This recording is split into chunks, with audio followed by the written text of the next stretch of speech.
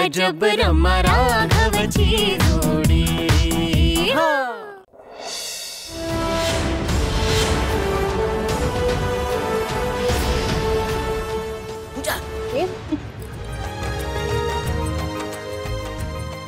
आजी कसं झालंय? अप्रतिम।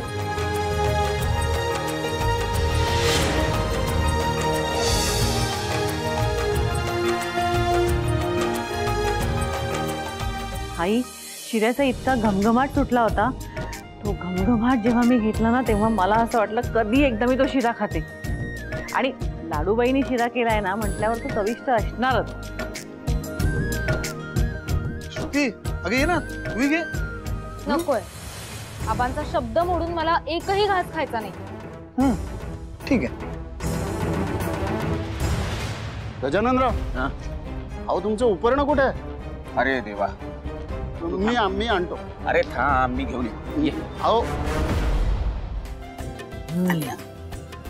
राघवा, अरे तू अजून शिऱ्याचा एक घास सुद्धा खाल्ला नाहीस, चव तर बघ त्याची। त्याला की नाही छान?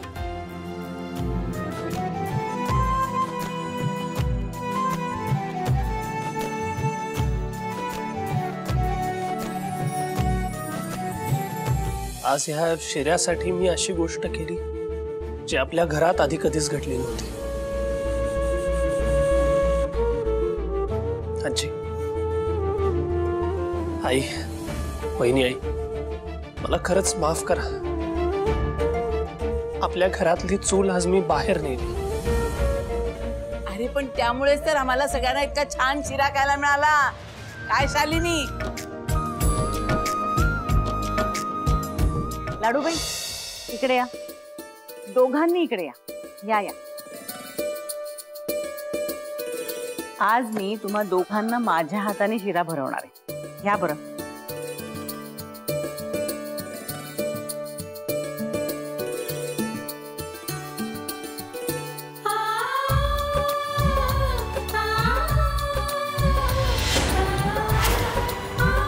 सगळ्यांचा मान राखून आज तुझ्या नवऱ्याने घरातला कर्ता पुरुष म्हणून घरातली जबाबदारी उचलली। खरंच मला माझ्या लेकाचा आणि माझ्या सुनेचा खूप अभिमान आहे।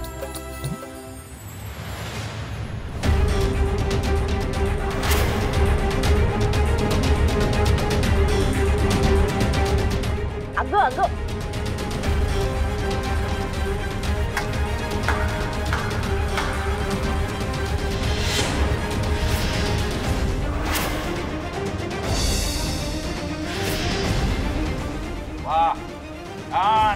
छान चाललंय।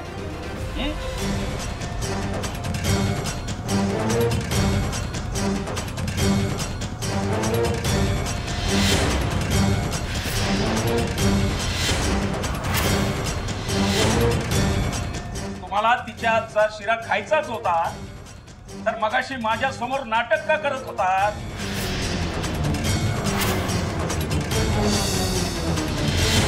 गजाननराव, अहो बरं झालं तुम्ही उपकरण विसरलात, नाहीतर यांचं हे खरं रूप तुम्हाला कळलंच नसतं।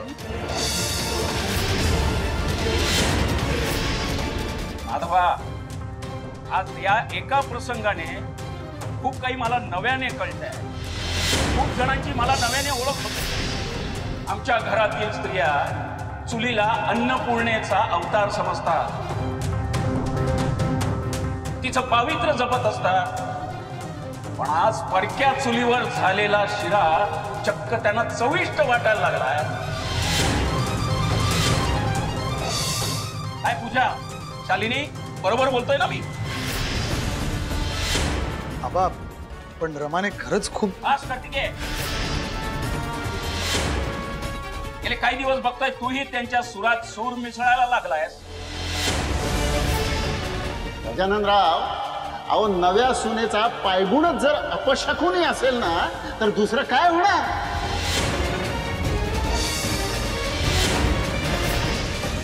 आज वेगळी चूल मांडलेली आहे, उद्या एका घराचे दोन तुकडे होतात की नाही ते बघा। हे कालत्रयी शक्य नाही माधवा।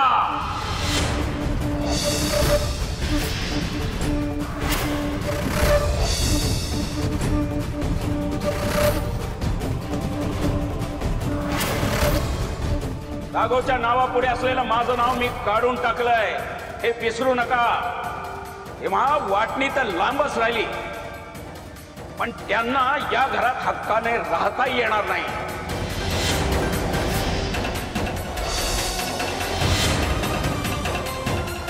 गजानना, अचानक तू हक्काची गोष्ट करायला लागलास रे. तुझ्या डोक्यात नेमकं काय चाललंय हे कळेल का? हे बघा, तुम्ही आता रमा आणि राघवच्या बाबतीत असं काहीही करू नका. शालिनी, राघवा, ज्या क्षणी तू वेगळी चूल मांडलीस त्या क्षणी कुटुंबातील एक असण्याचा तुझा मान संपलाय. तेव्हा यापुढे तुम्हाला या घरात अन्न मिळेल, पण ते खानावळीत मिळतं तसं, पैसे भरून.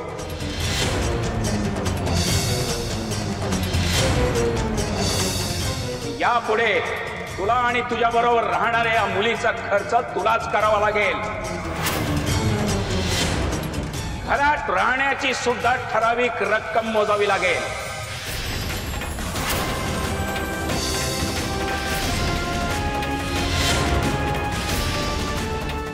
अहो पण शालिनी, माझा निर्णय झालेला आहे.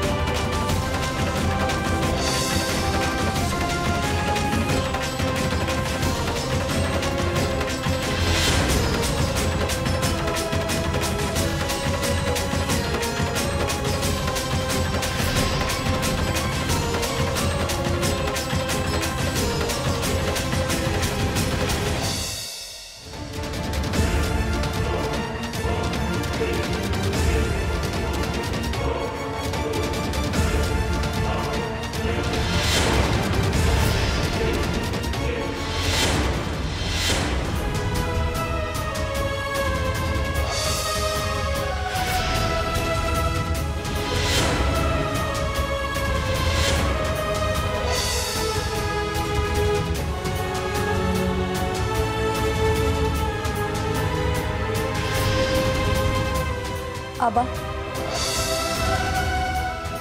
सॉरी. अंकल गुरुजी, हे पैसे, हे पैसे, हे पैसे.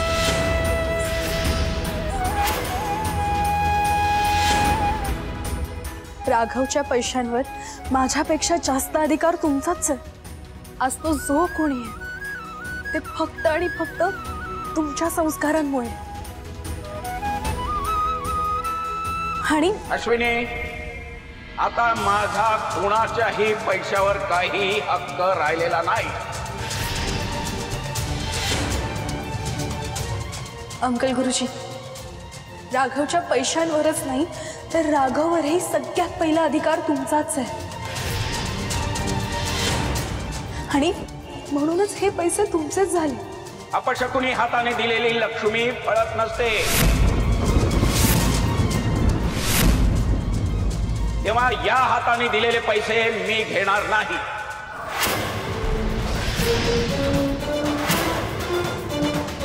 वा वा वा वा गजाननराव, वा, ही खरी नीतिमान माणसाची लक्षणं.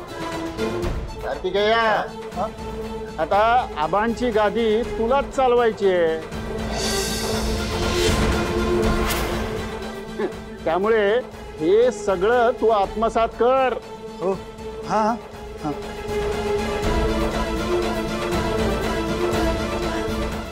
ठीक आहे, तुम्हाला माझ्या हातून पैसे नाही घ्यायचेत ना, काही हरकत नाही. तुम्ही या घरचे करते म्हणून नाही, तर आम्ही मनापासून तुमचा आदर करतो. अंकल गुरुजी, तुम्ही इतके चांगले आहात ना की तुमच्या पायाजवळची माती सुद्धा सोनं होतं. मग ते पैसे कसे अपशकुनी होते? पण तरी सुद्धा तुम्हाला माझ्या हातून पैसे घ्यायचे नसतील तर मी हे पैसे देवीजवळ ठेवते. मग तर तुम्ही घ्याल.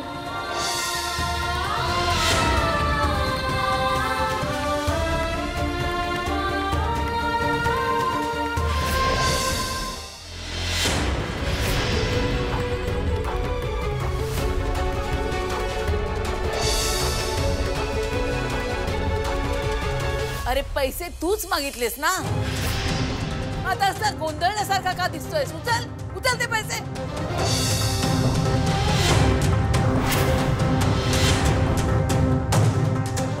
आई मी त्या पैशांना स्पर्श देखील करणार नाहीये. शालिनी उचल ते पैसे. शालिनी कशाला? तुला हवे होते ना पैसे, दिलेत तिने. जा देवाजवळ ठेवले, उचल. शालिनी ते पैसे उचल. शालिनी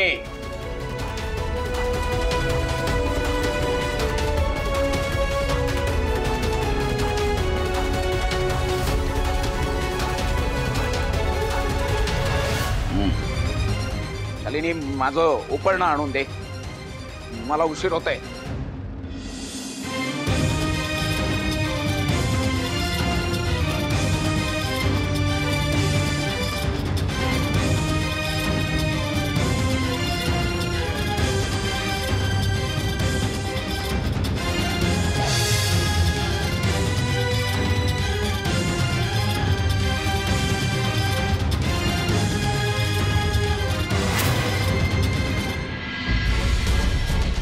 अरे रमा राघव, तुम्ही चिंता कशाला करताय? त्याला जी काय डोक्यात राग घालून घ्यायची असेल ना तर घालू दे. एकदा का देवीचा गोंधळ झाला की या घरातला गोंधळ आहे ना तोही नक्कीच थांबेल. आजी, घरात एवढं सगळं घडल्यानंतर सुद्धा तुला देवीचा गोंधळ करायचाच आहे का? म्हणजे नवीन जोडप्याला देवीचा आशीर्वाद नको? चला चला आता फार विचार करू नका. शालिनी, पूजा, चला गोंधळाची तयारी सुरू करायला हवी. राघवा, ज्या क्षणी तू वेगळी चूल मांडलीस त्या क्षणी कुटुंबातील एक असण्याचा तुझा मान संपलाय.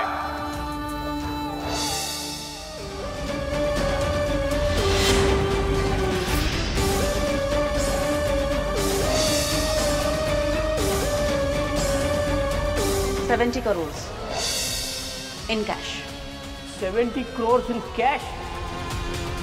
This is madness. माझं कौतुक सोळा बाजूला राहा, कामाचं बोलूया. हे बघ, मी दिलेला शब्द पाळला. Now ball is in your court. पुढे काय करायचंय हे तुला नीट माहिती आहे. 2 दिवस दे फक्त, बघ कशी सूत्र हलवत होते. ती तू हलवलीच पाहिजेस. 70 crores in cash is not a joke. So एवढे पैसे दिल्यानंतर सगळं माझ्या मनासारखं व्हायला हवं. राईट? Absolutely right. काय रे, तुला आवरायचं नाहीये? ऑफिसला जायचं ना?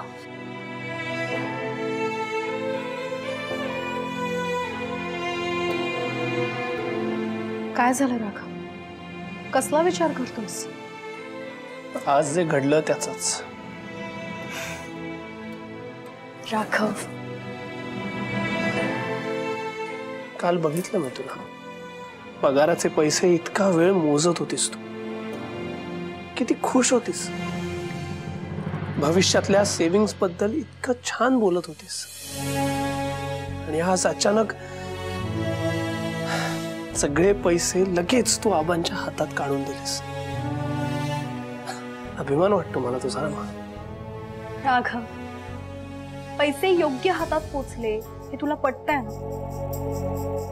मग अजूनही कशाला त्या गोष्टीचा विचार करतोस? रमा, आबा ज्या पद्धतीने वागतायत त्याचं वाईट वाटत असेल ना तुला.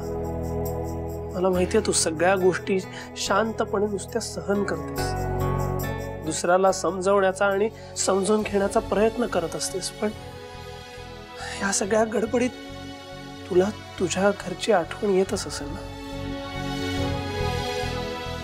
मग तू तुझ्या घरी ना एखाद्या राजकुमारी सारखी लाडात वाढलीस, त्यामुळे तुला तुझ्या आई वडिलांची आठवण येणं स्वाभाविकच आहे.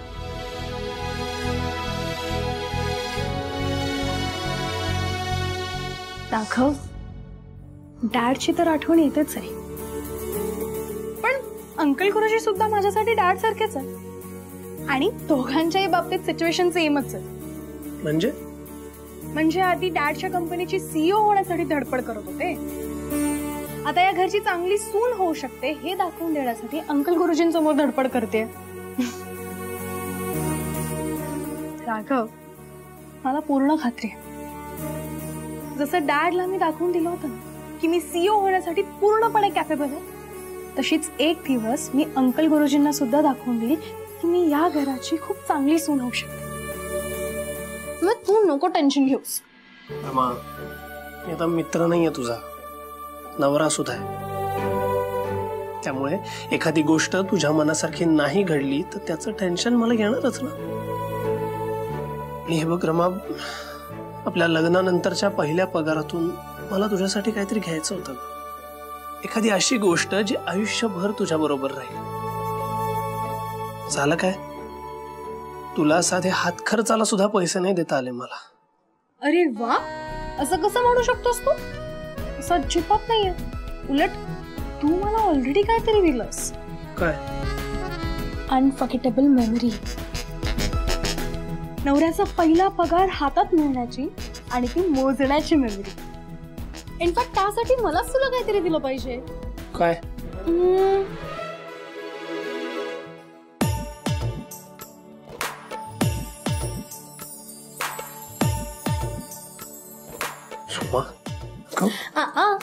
आता तुझ्याकडे चॉईस नाही आहे राघव, तुला मला रिटर्न गिफ्ट द्यावंच लागेल.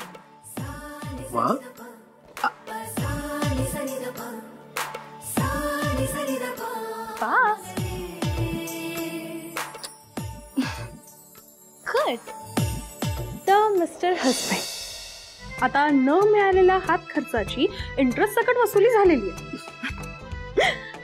आता हा महिनाभर मी पुरवायचा प्रयत्न करीन, पण नाहीच पुरलं तर अधनमधन मागत राहीन ना मी.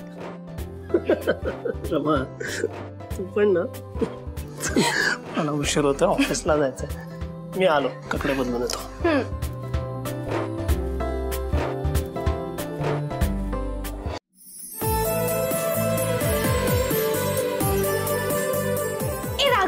ऐक ना, विचारायचं विसरूनच गेले, गोंधळ म्हणजे एक्झॅक्टली काय असतं? गोंधळ म्हणजे फार काही नाही, घरी गोंधळी बोलवतात आणि त्याआधी एक पूजा असते आणि ह्या पूजेचा मान घरात नवीन लग्न करून आलेल्या सुनेचा असतो.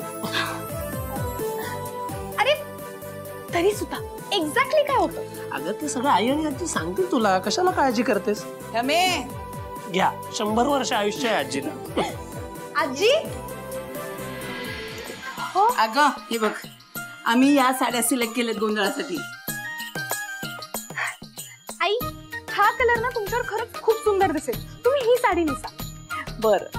आणि आजी, तुमच्यावर हा कलर छान दिसेल, तुम्ही ही साडी नेसा. बरं आई, आजी मला सांगा, मी कुठली साडी नेसू?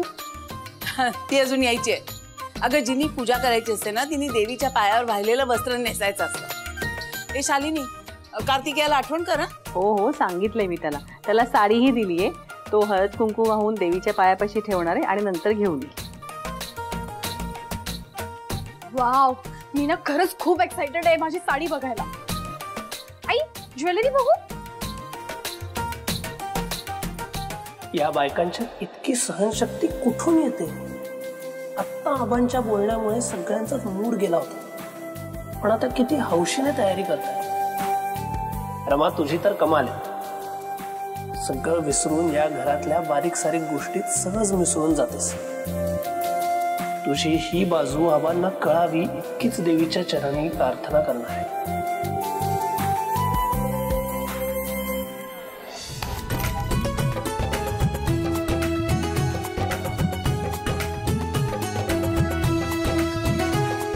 आजी, तुम्ही हे कोकोनट असे वेगळे का काढताय?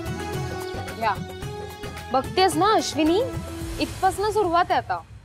श्रुती, काम कर बरं तुझं. अगं ते पूजेचे नारळ बाजूला काढताय. ओ, म्हणजे हे सगळे नारळ पूजेला नाही चालणार? अगं नाही चालत, ते निवडून घ्यायला लागतात. मग मला पण सांगा, मी पण निवडते. आजी, बरं मला सांगा, हे गोंधळ वगैरे का करतात?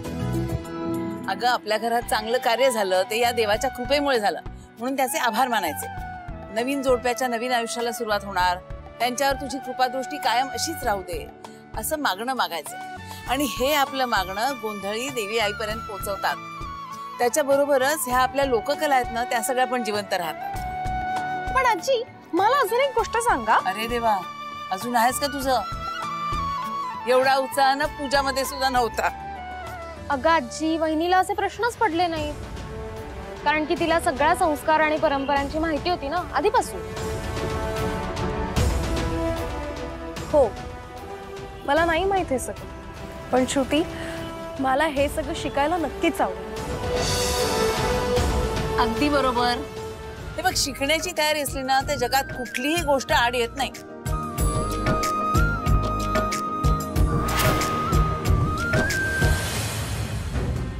इडियट, मूर्ख मूर्ख मुलगी आहे ही. गॉड. रमा, एकेकाळी सीईओ बनण्याचं स्वप्न बघत होतीस तू, आणि आता गोंधळ या विषयावर पीएचडी करणार आहेस का? गॉड. रमा, नाही तुझ्या त्या गोंधळात येऊन गोंधळ घातला ना तर नाव सांगणार नाही. Just wait and watch.